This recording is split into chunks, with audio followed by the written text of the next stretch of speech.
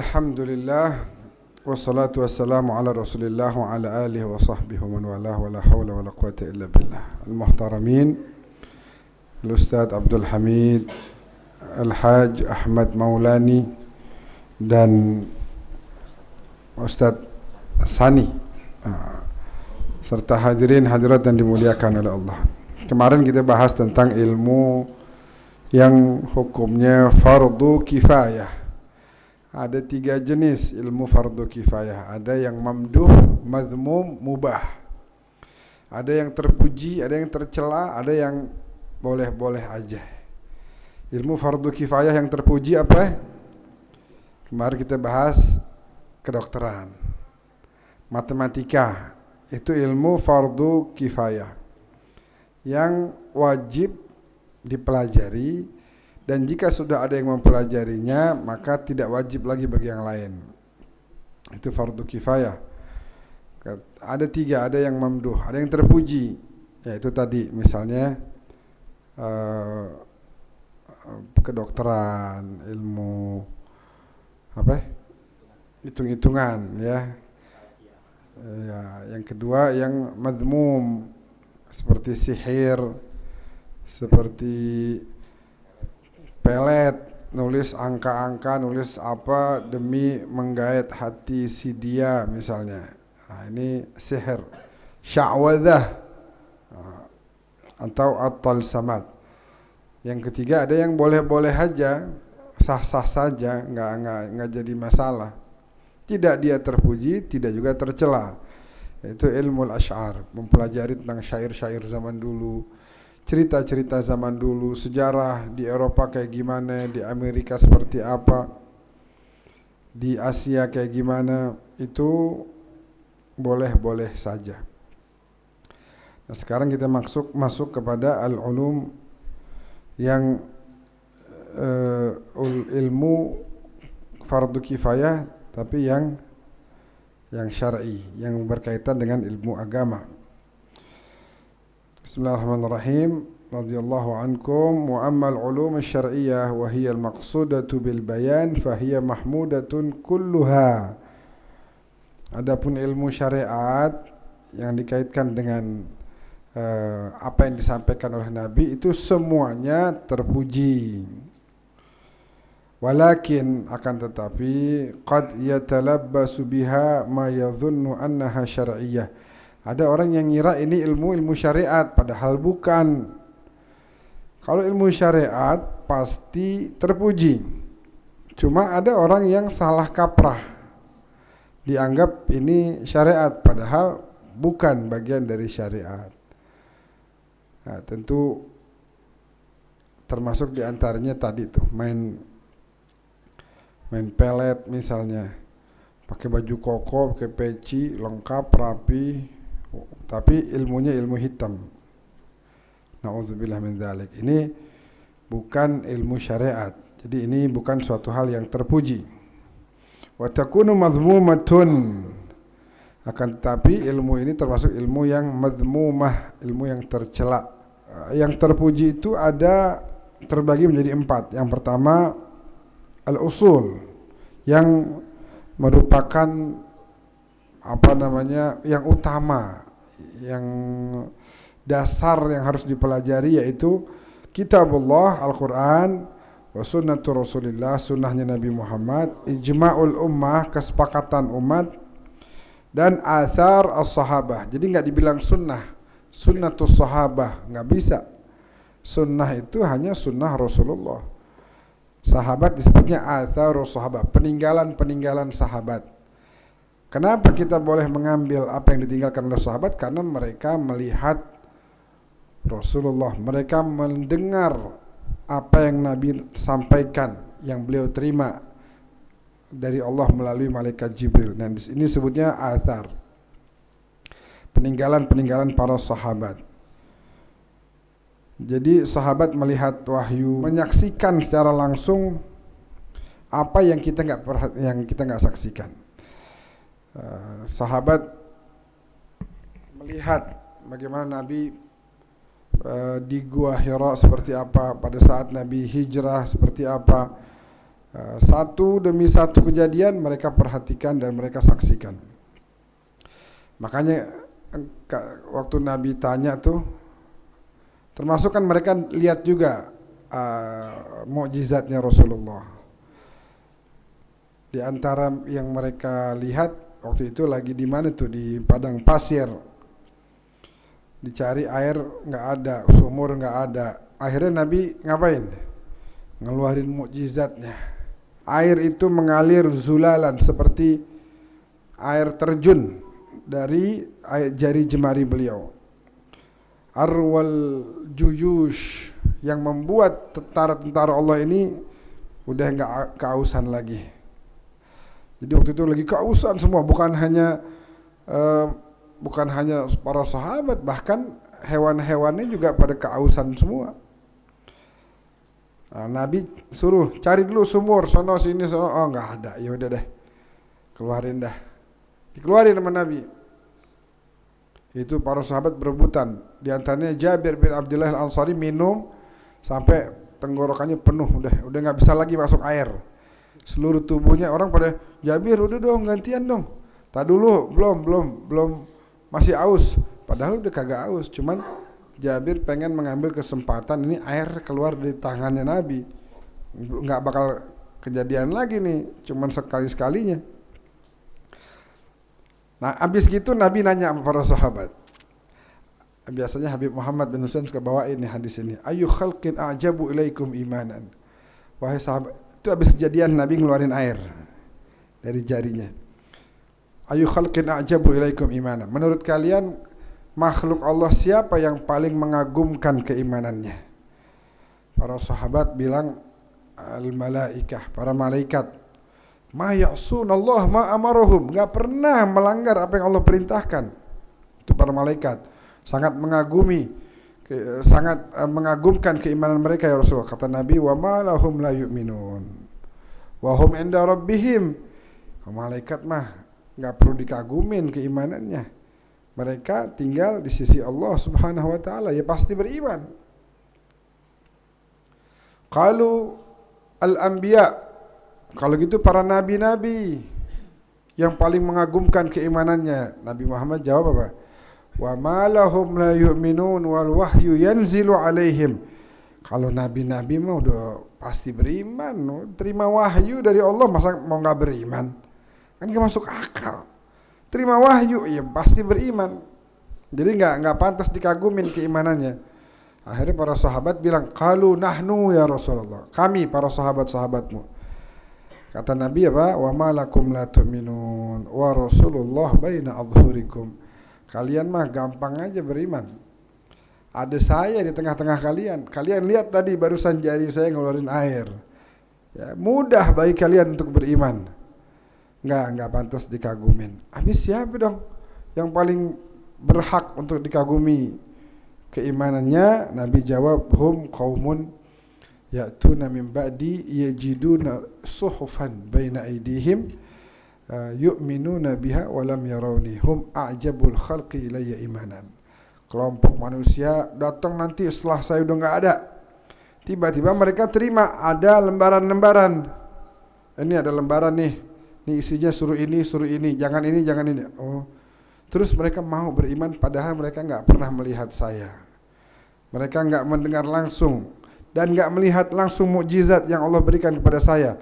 Tapi dikasih tuh lembaran-lembaran, mau mengimaninya. Hum a'jabul khalqi ilayya imanan. Mereka yang membuat saya paling mengagumi keimanan mereka.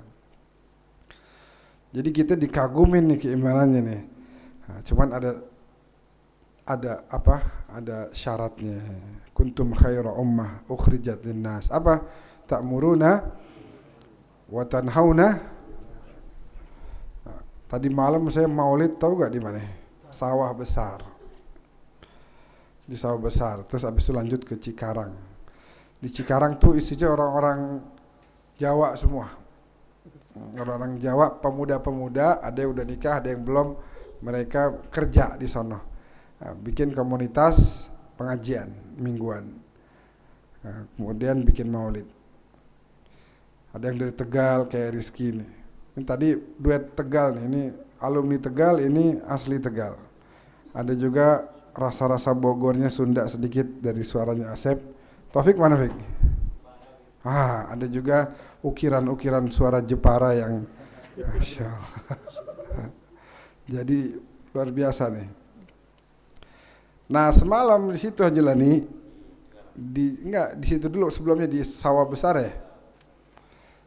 Di Sawah Besar, apa gitu nama jalannya, pokoknya di situ banyak hotel-hotel. Kata ustadznya, ketua DKM-nya namanya Ustadz Asep. Sama-sama orang Sunda. Bib, itu Habib lihat gak tuh ada hotel? Oh iya, itu tempat ituan tuh. Wow, begitu. Deket banget nih. Deket banget 100 meter paling kelihatan. Jadi hotel gitu, belakangnya ada masjid. Nah itu di masjid situ di kampung ngadain maulid. Luar biasa. Kita girang ngelihatnya, anak-anak muda pada baca maulid, pada baca. Dalam hati saya bilang, kayaknya kiamat masih jauh nih kayaknya. Lihat anak muda kebanggaan Rasulullah nih di tengah-tengah ujian. Waduh, kayak begini, dia tinggal jalan 100 meter aja padahal, tapi dia mau duduk di situ. Makanya Nabi bilang, hum a'jabul khalqi ilayya imanan. Mereka saya kagumi keimanannya. Di tengah-tengah ujian, dia baik Rasulullah. Selalu kita diberi puji sama Nabi, kita dikangenin. Wa syauqah ala ikhwati. Nabi bilang, betapa rindunya saya kepada saudara-saudara saya. Awalasna ikhwatuka. Sahabat dengar begitu kaget. Lah, kan kita saudara-saudaramu ya Rasulullah. Kok kangen, kan kita ketemu ini. Kangen bagaimana maksudnya? Lah, antum bukan saudara-saudara saya, antum ashabi. Antum sahabat-sahabat saya. Habis siapa itu yang jadi saudara-saudara kamu? Beruntung banget. Kata sahabat ngiri sama kita. Kata Nabi, hum qaumun ya'tuna min ba'di yu'minu nabi wa lam yarawni. Mereka yang nanti saya udah enggak ada, mereka lahir kemudian dikasih tahu ada Nabi Muhammad, ada Islam, ada, dan mereka mau beriman. Mereka adalah saudara-saudaraku. Begitu sayangnya Nabi kepada kita. Naam. Apa yang kita dengar kan kata-kata tulisan. Kalau sahabat ngelihat langsung, beda. Kalau kita baca, mereka nonton, ngelihat. Makanya nggak perlu kalau mereka mah bikin kayak gini maulid gitu di mana-mana, nggak perlu. Kalau alasannya sahabat nggak bikin, emang nggak perlu tiap hari deh. Maulidnya tiap hari, ngelihat sejarah nabinya tiap hari itu, jalannya, ibadahnya, bantuin orangnya, senyuman indahnya. Apalagi kemarin tuh kita bahas, bahkan keringatnya Nabi aja indah, luar biasa dahsyat. Keringat Nabi indah. Kemarin di Menteng Atas pengajian judulnya keringat, bayangin. Kayaknya kagak ini ya. Hadirin, hari ini kita bahas keringat. Wah, keringat Rasulullah. Wah, baru dah pada semangat. Keringatnya wangi. Sallallahu alaihi wasallam. Mengikuti, meniru, meneladani orang-orang di sini, para sahabat yang dimaksud itu memang satu hal yang patut untuk kita jalani. Siapapun kita harus punya semangat yang tinggi. Kayak misalnya contohnya nih yang sekarang terjadi nih, orang banyak kan menyerang para habaib. Buat saya itu justru adalah pecutan, penyemangat gitu. Nah ini tuh, ayo dong belajar makanya. Jadi kalau kita ada ngelihat anak habib kah, atau anak tokoh kah, anak punya pesantren kah, itu kalau bisa kita harus sering-sering ingetin terus. Belajar ngaji, belajar biar pinter. Karena mereka itu terlanjur dihormatin karena berkah orang-orang tuanya yang memang punya jasa. Mereka punya jasa, orang-orang tuanya, kakek neneknya, akhirnya anak keturunannya dihormatin. Tiba-tiba anaknya kagak belajar, kagak pernah ngaji, tetap bakal dihormatin, cuman akhirnya akan merusak. Nabi bilang halaku ummati, kehancuran umatku di tangan siapa? Pemuda-pemuda sufaha yang bodoh-bodoh. Tapi sayangnya min Quraisy. Min Quraisy yang dimaksud Nabi di sini adalah pemuda ini adalah anak-anak dari tokoh-tokoh. Quraisy ini kan umum ya, bukan hanya kalau di Mekah itu Quraisy bukan berarti hanya Bani Hashim. Para khulafa itu juga dari Quraisy juga. Tokoh yang dimaksud Nabi sebagai pemuda-pemuda bodoh itu, pemuda-pemuda tokoh dari Quraisy adalah pemuda-pemuda yang dari keluarga terpandang. Hancurnya umat saya, halaku ummati. Hancurnya umat saya karena pemuda-pemuda bodoh, sufaha, bodoh-bodoh min Quraisy, tapi dia berasal dari keluarga terpandang, keluarga terhormat. Ya, dikasih tahu nggak mau. Ini begini, ya, ente siapa? Aneh ini, wah kalau udah ada kata-kata ana ini udah ana khairun minhu sudah. Khalaqtani min nar wa khalaqtahu min tin. Saya lebih baik ya Allah, kata iblis. Kamu ciptakan saya dari api, dia dari tanah. Begitu pula anak-anak tokoh ini biasanya begitu. Saya lebih baik, saya ini anak Habib, saya ini anak tokoh, anak kiai, saya ini punya pondok pesantren. Nah, ya arba'atun muhlikah lil abad, ada 4 hal yang menghancurkan buat hamba, yaitu ana, nahnu, li, wa indi. Saya, kita, kami. Oh, kami ini anak kami, keluarga kami dari masjid depan, engkong gue tuh yang iniin. Wah, kalau udah begitu, terus kalau nggak dikasih soft nomor 1 marah-marah. La ilaha illallah. Masjid depan nggak tahu yang wakafin siapa. Ya terus kenapa? Emang kenapa? Kan udah wakaf, udah punya umat, bukan punya lu lagi berarti.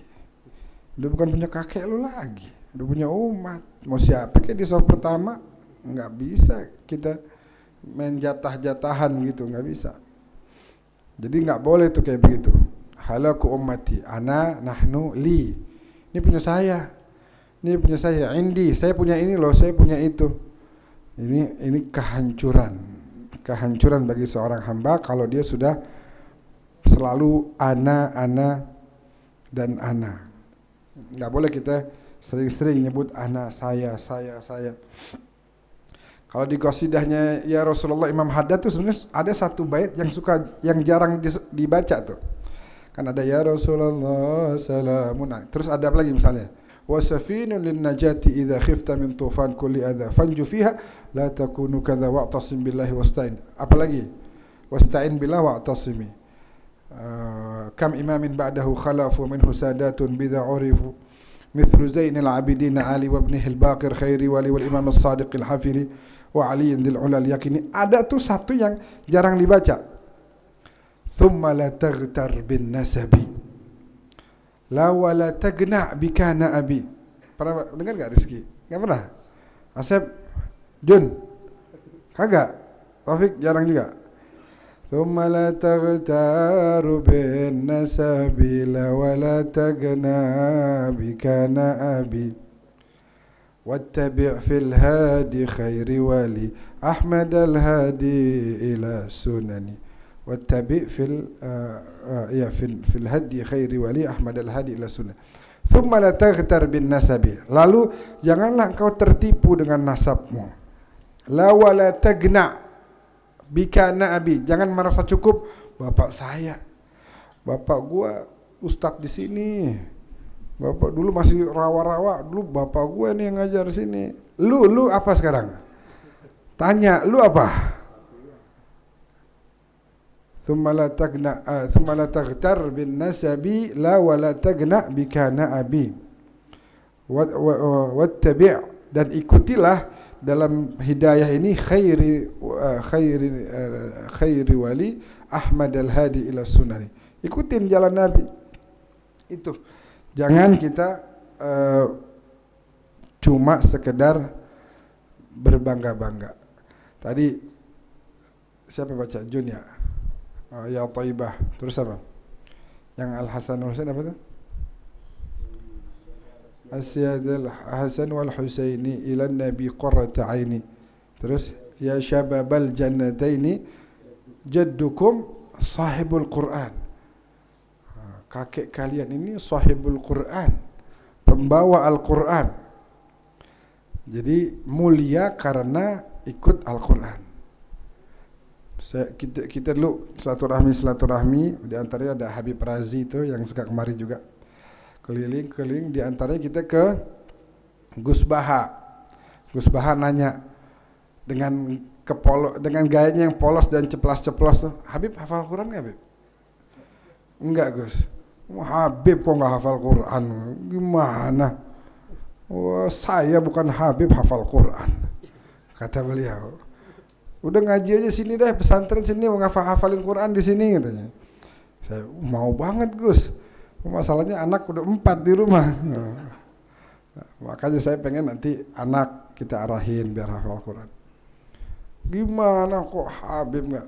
Karena Nabi bilang ini tarikun fikumus tsaqalain. Kitab Allah ada yang wa sunnati, tapi itu satu riwayat saja. Yang lebih banyak kitab Allah wa itrati ahla baiti. Jadi Sayyidina Ali pernah ditanya, hal khusustum bi syai' lam yakhussu nabihi Rasulullah. Ada enggak yang Rasulullah hanya kasih buat kalian doang, keluarganya, enggak kasih buat kita yang lain? Kata Sayyidina Ali, la, enggak ada. Semua syariat dikasih sama rata kepada semuanya. Illa kecuali an yu'ta ahaduna faham fi kitabillah. Kami dididik khusus, bukan hanya di luar di masjid bareng sama kalian, tapi di rumah pun ada tambahan pelajaran terkait dengan pemahaman kepada Al-Quran. Jadi kalau keluarga Nabi mau punya kekhususan, ya harus memahami dan memperdalam Al-Quran. Makanya ana madinatul ilmi wa aliyun babuha. Faman arada al-madinah falyatiha min babiha. Sayyidina Abu Bakar, Sayyidina Umar itu sampai bilang apa? Na'udzubillah min mu'dilat laisa fiha Abul Hasan. Saya berlindung kepada Allah jangan sampai ada satu masalah datang sedangkan di situ tidak ada Al-Imam Ali bin Abi Thalib. Kalau mau bicara umur jauh, Sayyidina Abu Bakar jauh lebih tua, tapi memang menyadari bahwa kalau terkait keilmuan adanya di Sayyidina Ali. Lebih mendalam. Bukan apa-apa, sebab yang lain ketemu Nabi udah pada gede. Sayyidina Ali dari lahir udah sama Nabi. Jadi waktu dari lahir tuh udah apa? Udah dari Nabi. Sayyidina Ali lahirnya di mana? Di dalam Ka'bah. Jadi kalau antum ke Masjidil Haram, mudah-mudahan Allah kasih rezeki ya. Di dalam Masjidil Haram ibadah yang terbaik bukan salat sunnah. Datang mau ngapain ya? Salat sunnah, bukan itu. Bukan baca Quran, tapi tawaf. Jadi orang-orang dulu selalu ke Masjidil Haram tawaf. Dia lebih afdal daripada kita sholat di situ, daripada baca Quran. Yang terbaik ibadah adalah termasuk ibunya Sayyidina Ali. Selalu datang tawaf. Sampai akhirnya perutnya sudah berasa ingin melahirkan. Kemudian terbukalah pintu Ka'bah, beliau masuk, dilahirkan dalam Ka'bah. Karena nggak mungkin kan, nggak ada waktu lagi untuk keluar masjid. Karena udah benar-benar mau melahirkan. Terbukalah pintu, masuk, dan akhirnya lahir di dalam Ka'bah. Nah, saya pernah baca katanya Sayyidina Ali waktu lahir itu ibunya kasih nama. Hah? Ya, ibunya kasih nama Haidar. Kasih napas lahir, kasih nama Haidar. Dan Sayyidina Ali sering bawakan itu dalam beberapa kesempatan. Misalnya lagi apa? Lagi perang Khandak itu, analladzi sammatni ummi Haidara kalaithil ghabati karihil manzara. Aku adalah yang diberi nama oleh ibuku Haidar, singa. Kalaithil ghabah, bagaikan singa di hutan yang melihatku pasti yang melihatnya pasti akan ketakutan gitu. Orang di hutan ngelihat singa takut gak? Takut. Di hutan tiba-tiba ada singa. Waduh. Mau baca apa juga kita hadza firaqun baini wa bainakum, udah terakhir dah. Aqulu qawli hadza wa astaghfirullahal azim li wa lakum fastaghfiruh innahu huwal ghafurur rahim. Nah, Sayyidina Ali gambarkan seperti itu. Tapi waktu lahir, jadi Sayyidina Ali punya kakak namanya Agil. Agil ini buta. Nah, Sayyidina Ali waktu lahir kagak mau buka mata. Ibunya lagi khawatir aja nih. Dibukain kagak mau, merem aja. Ya. Datanglah Nabi. Nabi waktu itu umurnya 30 tahun. Jadi umurnya Nabi 30 tahun, dengar bahwa kan Nabi meninggal ibunya umur 6 ya. Habis itu dirawat kakeknya sampai umur 8. Dari umur 8 sampai menikah sampai ini di rumahnya Sayyidina Abu Thalib, pamannya Nabi. Di rumahnya Fatimah binti Asad, istrinya. Jadi ibunya Sayyidina Ali ya, ibunya Sayyidina Ali. Makanya waktu dengar nih Sayyidah Fatimah binti Asad melahirkan, Nabi buru-buru ke Ka'bah. Terus Nabi panggil dia Ali, ya Ali, marhaban bika ya Ali. Kata ibunya, saya tadi kasih nama sih, tapi nggak apa-apa, nama dari jenengan aja ya Rasulullah. Tapi ini anak nggak mau ngelihat, saya takut buta nih kayak kakaknya. Oh enggak, dia nggak buta. Cuma memang dia kagak mau lihat siapa-siapa sebelum melihat saya dulu, kata Nabi begitu. Baru dah pas Nabi gendong buka matanya. Nah, dari lahir udah sama Nabi. Jadi satu hal yang sangat wajar kalau beliau secara keilmuan sangat mendalam, melebihi daripada yang lain. Sampai para sahabat pun selalu merujuk. Datang siapa? Oh, Papa, panggil Abul Hasan, panggil Abul Hasan. Selalu beliau yang bisa menyelesaikan pertanyaan-pertanyaan yang aneh-aneh dari bangsa Yahudi dan lain sebagainya. Nah, sehingga sekali lagi kalau kita pengen kita mau bangga-bangga itu bukan dengan siapa bapak kita. Laisal fata man yaqulu kana abi. Ini kan banyak pemuda di sini nih. Bukan pemuda yang hanya bisa mengatakan bapak saya begini, bapak saya begitu. Walakin al-fata man yaqulu ha anadha. Pemuda itu yang mengatakan ini loh saya. Ini yang bisa saya lakukan, ini yang bisa saya berikan, ini yang bisa saya sampaikan kepada masyarakat. La in fakharta bi aba'in dhawi syarafin faqad sadaqta walakin bi'sa ma waladu. Katanya begitu. Kalau kamu membanggakan ayah dan kakekmu, benar. Wah, kakekmu mah hebat banget. Tapi kesian punya cucu kayak kamu begini. Ente bisa apa? Kakek aneh begini, kakek aneh begitu. Bapak aneh begini, bapak aneh begitu. Ente bisa apa ente? Sekarang zamannya ente ini bukan zamannya kakek lagi, bukan zamannya bapak lagi. La in fakharta bi aba'in dhawi syarafin laqad sadaqta walakin bi'sa ma waladu. Tapi kesian mereka punya cucu, punya anak modelan kayak ente begini. Begitu ya. Sehingga ayo para pemuda, kita tunjukin kita bisa apa. Jangan gara-gara engkong kita bangun masjid depan rumah, itu bangga-banggain mulu. Gak boleh ketemu orang baru di masjid cerita lagi.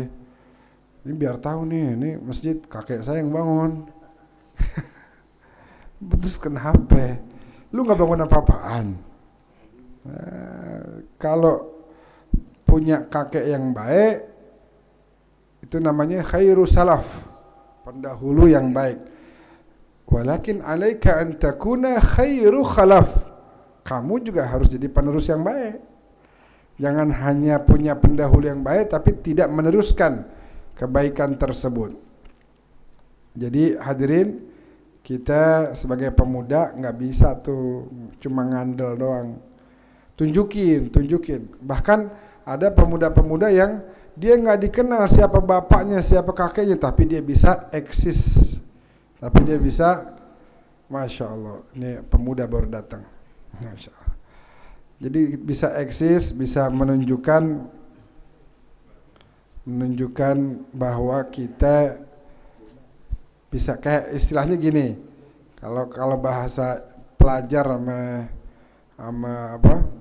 pelajar sama gurunya, pelajar bangga sama gurunya kan biasa banget ya, guru gua begini. Tapi ketika pelajar dibanggakan oleh gurunya, itu yang istimewa. Jadi sekali lagi ingat tadi, halaku ummati, kehancuran umatku dengan pemuda-pemuda. Ini bahasanya Nabi nih. Sufaha, pemuda-pemuda bodoh min Quraisy. Tapi sayangnya kebetulan pemuda ini dari keluarga terpandang. Cuman dia bodoh, kagak mau belajar. Kalau dinasehatin malah lawan balik. Lu siapa? Lu nggak tahu gua. Lu tibang santri doang di sini pakai mau nasehatin gua. Gua anak kiai lu nih. Gua anak ustadz lu nih, gua anak habib lu nih. Lu mau nasehatin gua. Nah, kalau udah ana dan ana tadi hancurnya umat karena 4 apa? Ana, nahnu, li, indi. Saya. Kami. Ini punya saya. Oh, saya punya ini, saya punya itu. Nah, ini ngerusak banget. Kita nggak punya apa-apa ya, ikhwan. Yang kita punya adalah kalau kita bisa melanjutkan kebaikan orang-orang pendahulu, itu berarti kita punya sesuatu. Cuma kalau kita hanya bisa membanggakan prestasi para pendahulu kita dan kemudian karena prestasi mereka kita dihormatin, tapi kita nggak melanjutkan, maka kita menjadi beban, bukan menjadi khairu khalaf li khairi salaf, tapi menjadi bi'sa khalaf li khairi salaf. Pendahulunya baik, tapi penerusnya nggak baik, penerusnya nggak melanjutkan apa yang dulu jadi ibaratnya nih kayak apa, tahu nggak, lomba lari estafet.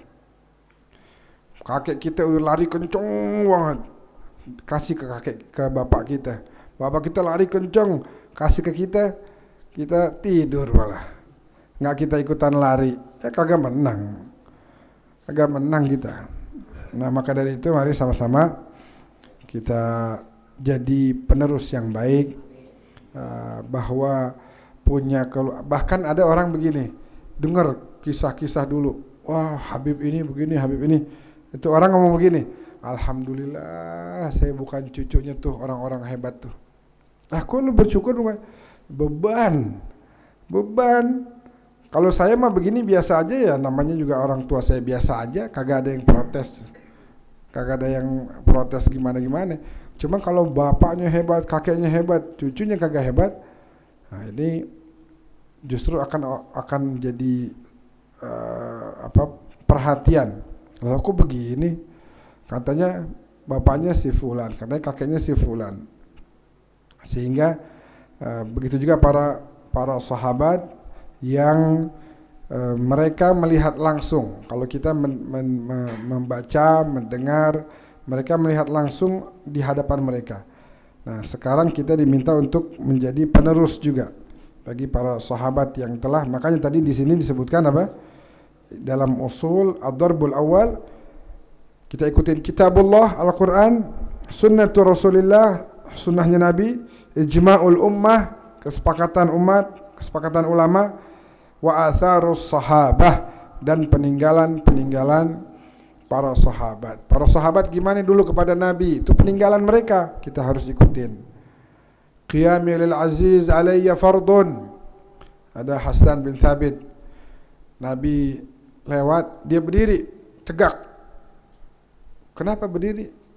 Qiyami lil aziz alayya fardun wa tarkul alayya fardun wa tarkul wajibi mahu mustaqimu. Dirinya saya menyambut kedatangan orang yang saya cintai ini adalah satu kewajiban. Artinya kita belajar, para sahabat itu menghormati Nabi, memuliakan Rasulullah, ta'zim betul. Nah, kita harus melanjutkan ta'zim tersebut. Kurang lebih begitu. Insyaallah kita lanjutkan lagi minggu depan baca burdah ya. Allahu a'lam bissawab. Assalamualaikum warahmatullahi wabarakatuh.